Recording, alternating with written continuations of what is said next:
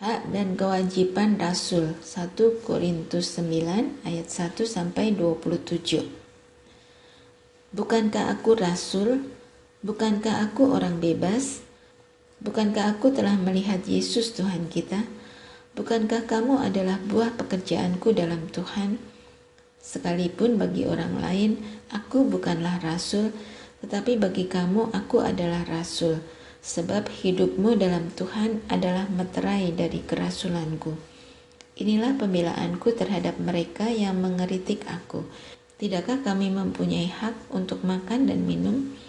Tidakkah kami mempunyai hak untuk membawa seorang istri Kristen dalam perjalanan kami, seperti yang dilakukan rasul-rasul lain dan saudara-saudara Tuhan dan Kefas? Atau hanya aku dan Barnabas sajakah yang tidak mempunyai hak untuk dibebaskan dari pekerjaan tangan? Siapakah yang pernah turut dalam peperangan atas biayanya sendiri? Siapakah yang menanami kebun anggur dan tidak memakan buahnya? Atau siapakah yang menggembalakan kawanan domba dan tidak minum susu domba itu? Apa yang kukatakan ini bukanlah hanya pikiran manusia saja. Bukankah hukum Taurat juga berkata-kata demikian? Sebab dalam hukum Musa ada tertulis, janganlah engkau memberangus mulut lembu yang sedang mengirik. Lembukah yang Allah perhatikan? Atau kitakah yang ia maksudkan?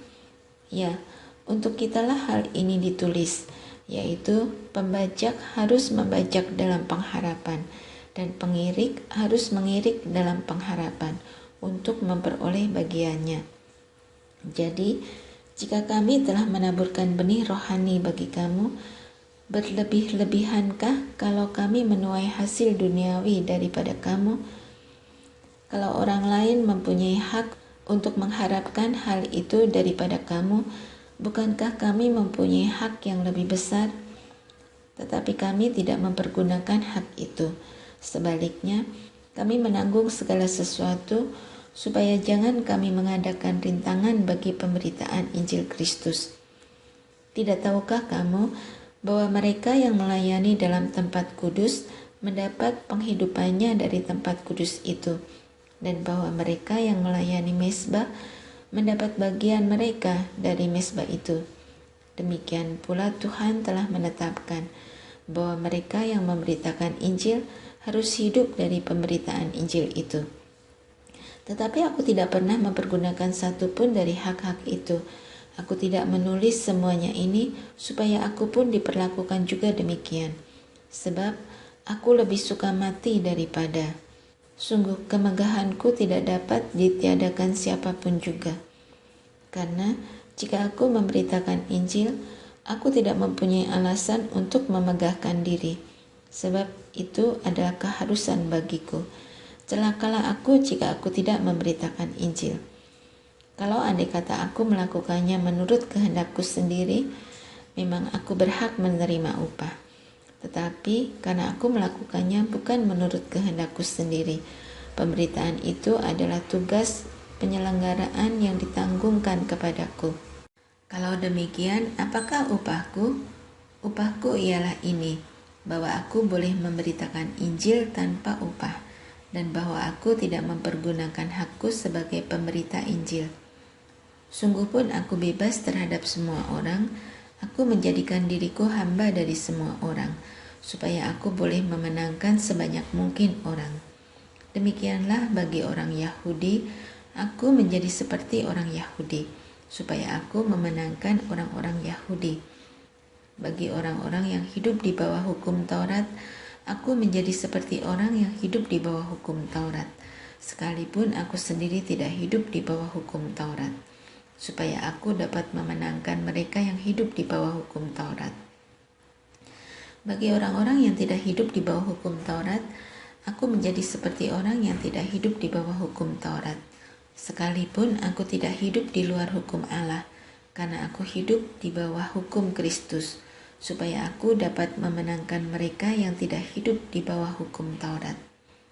Bagi orang-orang yang lemah, aku menjadi seperti orang yang lemah, supaya aku dapat menyelamatkan mereka yang lemah.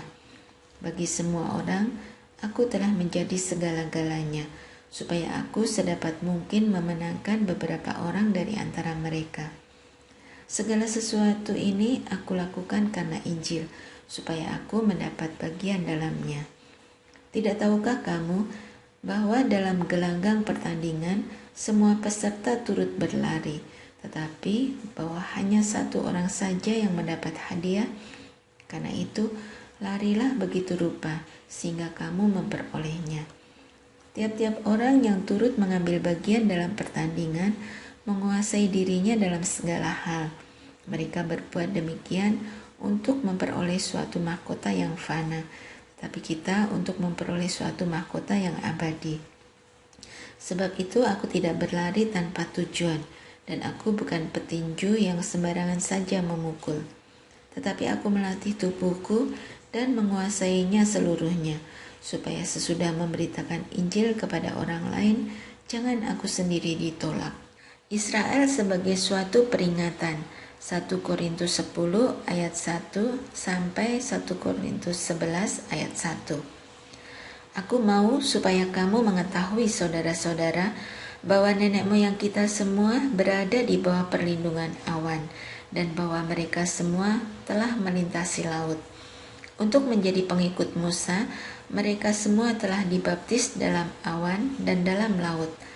Mereka semua makan makanan rohani yang sama, dan mereka semua minum minuman rohani yang sama, sebab mereka minum dari batu karang rohani yang mengikuti mereka, dan batu karang itu ialah Kristus. Tetapi sungguh pun demikian, Allah tidak berkenan kepada bagian yang terbesar dari mereka, karena mereka ditewaskan di padang gurun. Semuanya ini telah terjadi sebagai contoh bagi kita, untuk memperingatkan kita supaya jangan kita menginginkan hal-hal yang jahat seperti yang telah mereka perbuat, dan supaya jangan kita menjadi penyembah-penyembah berhala sama seperti beberapa orang dari mereka. Seperti ada tertulis, maka duduklah bangsa itu untuk makan dan minum, kemudian bangunlah mereka dan bersukaria. Janganlah kita melakukan percabulan seperti yang dilakukan oleh beberapa orang dari mereka, sehingga pada suatu hari telah tewas 23.000 orang. Dan janganlah kita mencobai Tuhan, seperti yang dilakukan oleh beberapa orang dari mereka, sehingga mereka mati dibakut ular. Dan janganlah bersungut-sungut seperti yang dilakukan oleh beberapa orang dari mereka, sehingga mereka dibinasakan oleh malaikat maut. Semuanya ini telah menimpa mereka sebagai contoh dan dituliskan untuk menjadi peringatan bagi kita yang hidup pada waktu di mana zaman akhir telah tiba. Sebab itu, siapa yang menyangka bahwa ia teguh berdiri, hati-hatilah supaya ia jangan jatuh. Pencobaan-pencobaan yang kamu alami ialah pencobaan-pencobaan biasa yang tidak melebihi kekuatan manusia. Sebab Allah setia, dan karena itu ia tidak akan membiarkan kamu dicobai melampaui kekuatanmu. Pada waktu kamu dicobai, ia akan memberikan kepadamu jalan keluar sehingga kamu dapat menanggungnya. Karena itu saudara-saudaraku yang kekasih, jauhilah penyembahan berhala. Aku berbicara kepadamu sebagai orang-orang yang bijaksana. Pertimbangkanlah sendiri apa yang aku katakan. Bukankah cawan pengucapan syukur yang atasnya kita ucapkan syukur adalah persekutuan dengan darah Kristus? Bukankah roti yang kita pecah-pecahkan adalah persekutuan dengan tubuh Kristus? Karena roti adalah satu, maka kita sekalipun banyak adalah satu tubuh, karena kita semua mendapat bagian dalam roti yang satu itu. Perhatikanlah bangsa Israel menurut daging. Bukankah mereka yang makan apa yang dipersembahkan mendapat bagian dalam pelayanan mezbah? Apakah yang kumaksudkan dengan perkataan itu, bahwa persembahan berhala adalah sesuatu, atau bahwa berhala adalah sesuatu? Bukan. Apa yang kumaksudkan ialah bahwa persembahan mereka adalah persembahan kepada roh-roh jahat, bukan kepada Allah. Dan aku tidak mau bahwa kamu bersekutu dengan roh-roh jahat. Kamu tidak dapat minum dari cawan Tuhan dan juga dari cawan roh-roh jahat. Kamu tidak dapat mendapat bagian dalam perjamuan Tuhan dan juga dalam perjamuan roh-roh jahat. Atau maukah kita membangkitkan cemburu Tuhan? Apakah kita lebih kuat daripada Dia? Segala sesuatu diperbolehkan, benar, tetapi bukan segala sesuatu berguna. Segala sesuatu diperbolehkan, benar, tetapi bukan segala sesuatu membangun.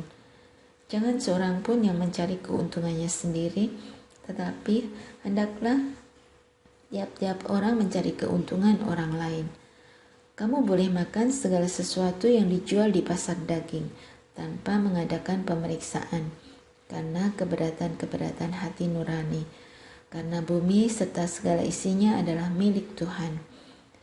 Kalau kamu diundang makan oleh seorang yang tidak percaya dan undangan itu kamu terima, makanlah apa saja yang dihidangkan kepadamu, tanpa mengadakan pemeriksaan karena keberatan-keberatan hati nurani. Tetapi kalau seorang berkata kepadamu, itu persembahan berhala, janganlah engkau memakannya, oleh karena dia yang mengatakan hal itu kepadamu dan karena keberatan-keberatan hati nurani. Yang aku maksudkan dengan keberatan-keberatan bukanlah keberatan-keberatan hati nuranimu sendiri, tetapi keberatan-keberatan hati nurani orang lain itu. Mungkin ada orang yang berkata, mengapa kebebasanku harus ditentukan oleh keberatan-keberatan hati nurani orang lain? Kalau aku mengucap syukur atas apa yang aku turut memakannya, mengapa orang berkata jahat tentang aku karena makanan yang atasnya aku mengucap syukur? Aku menjawab, jikalau engkau makan atau jika engkau minum atau jika engkau melakukan sesuatu yang lain, lakukanlah semuanya itu untuk kemuliaan Allah. Janganlah kamu menimbulkan syak pada hati orang, baik orang Yahudi atau orang Yunani, maupun jemaat Allah. Sama seperti aku juga berusaha menyenangkan hati semua orang dalam segala hal, bukan untuk kepentingan diriku, tetapi untuk kepentingan orang banyak, supaya mereka beroleh selamat. Jadilah pengikutku, sama seperti aku juga menjadi pengikut Kristus. Hiasan kepala wanita 1 Korintus 11 ayat 2-16. Aku harus memuji kamu, sebab dalam segala sesuatu kamu tetap mengingat akan aku dan teguh berpegang pada ajaran yang kuteruskan kepadamu. Tetapi aku mau supaya kamu mengetahui hal ini, yaitu kepala dari tiap-tiap laki-laki ialah Kristus. Kepala dari perempuan ialah laki-laki, dan kepala dari Kristus ialah Allah. Tiap-tiap laki-laki yang berdoa atau bernubuat dengan kepala yang bertudung menghina kepalanya. Tetapi tiap-tiap perempuan yang berdoa atau bernubuat dengan kepala yang tidak bertudung menghina kepalanya, sebab ia sama dengan perempuan yang dicukur rambutnya. Sebab jika perempuan tidak mau menudungi kepalanya, maka haruslah ia juga menggunting rambutnya. Tetapi jika bagi perempuan adalah penghinaan bahwa rambutnya digunting atau dicukur, maka haruslah ia menudungi kepalanya. Sebab laki-laki tidak perlu menudungi kepalanya, ia menyinarkan gambaran dan kemuliaan Allah, tetapi perempuan menyinarkan kemuliaan laki-laki. Sebab laki-laki tidak berasal dari perempuan, tetapi perempuan berasal dari laki-laki. Dan laki-laki tidak diciptakan karena perempuan, tetapi perempuan diciptakan karena laki-laki. Sebab itu, perempuan harus memakai tanda wibawa di kepalanya oleh karena para malaikat. Namun demikian, dalam Tuhan tidak ada perempuan tanpa laki-laki, dan tidak ada laki-laki tanpa perempuan. Sebab sama seperti perempuan berasal dari laki-laki, demikian pula laki-laki dilahirkan oleh perempuan, dan segala sesuatu berasal dari Allah. Pertimbangkanlah sendiri, patutkah perempuan berdoa kepada Allah dengan kepala yang tidak bertudung? Bukankah alam sendiri menyatakan kepadamu bahwa adalah kehinaan bagi laki-laki jika ia berambut panjang, tetapi bahwa adalah kehormatan bagi perempuan jika ia berambut panjang? Sebab rambut diberikan kepada perempuan untuk menjadi penudung, Tetapi jika ada orang yang mau membantah, kami maupun jemaat-jemaat Allah tidak mempunyai kebiasaan yang demikian. Kebiasaan-kebiasaan yang salah dalam perjamuan malam. 1 Korintus 11 ayat 17-34. Dalam peraturan-peraturan yang berikut, aku tidak dapat memuji kamu, sebab pertemuan-pertemuanmu tidak mendatangkan kebaikan, tetapi mendatangkan keburukan.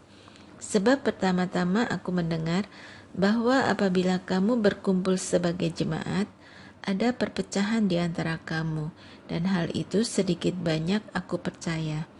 Sebab di antara kamu harus ada perpecahan, supaya nyata nanti siapakah di antara kamu yang tahan uji. Apabila kamu berkumpul, kamu bukanlah berkumpul untuk makan perjamuan Tuhan, sebab pada perjamuan itu tiap-tiap orang memakan dahulu makanannya sendiri, sehingga yang seorang lapar dan yang lain mabuk. Apakah kamu tidak mempunyai rumah sendiri untuk makan dan minum?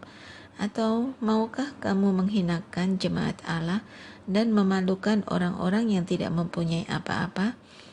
Apakah yang kukatakan kepada kamu, memuji kamu? Dalam hal ini aku tidak memuji. Sebab apa yang telah kuteruskan kepadamu telah aku terima dari Tuhan, yaitu bahwa Tuhan Yesus pada malam waktu ia diserahkan mengambil roti, dan sesudah itu ia mengucap syukur atasnya. Ia memecah-mecahkannya dan berkata, "Inilah tubuhku yang diserahkan bagi kamu. Perbuatlah ini menjadi peringatan akan aku."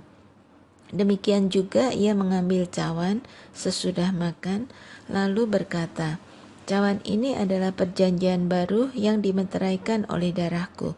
Perbuatlah ini setiap kali kamu meminumnya menjadi peringatan akan aku. Sebab setiap kali kamu makan roti ini dan minum cawan ini, kamu memberitakan kematian Tuhan sampai ia datang. Jadi, barang siapa dengan cara yang tidak layak makan roti atau minum cawan Tuhan, ia berdosa terhadap tubuh dan darah Tuhan. Karena itu, hendaklah tiap-tiap orang menguji dirinya sendiri, dan baru sesudah itu ia makan roti dan minum dari cawan itu. Karena barang siapa makan dan minum tanpa mengakui tubuh Tuhan, ia mendatangkan hukuman atas dirinya. Sebab itu, banyak di antara kamu yang lemah dan sakit, dan tidak sedikit yang meninggal. Kalau kita menguji diri kita sendiri, hukuman tidak menimpa kita. Tetapi kalau kita menerima hukuman dari Tuhan, kita dididik supaya kita tidak akan dihukum bersama-sama dengan dunia. Karena itu, saudara-saudaraku, jika kamu berkumpul untuk makan, nantikanlah olehmu seorang akan yang lain. Kalau ada orang yang lapar, baiklah ia makan dahulu di rumahnya, supaya jangan kamu berkumpul untuk dihukum.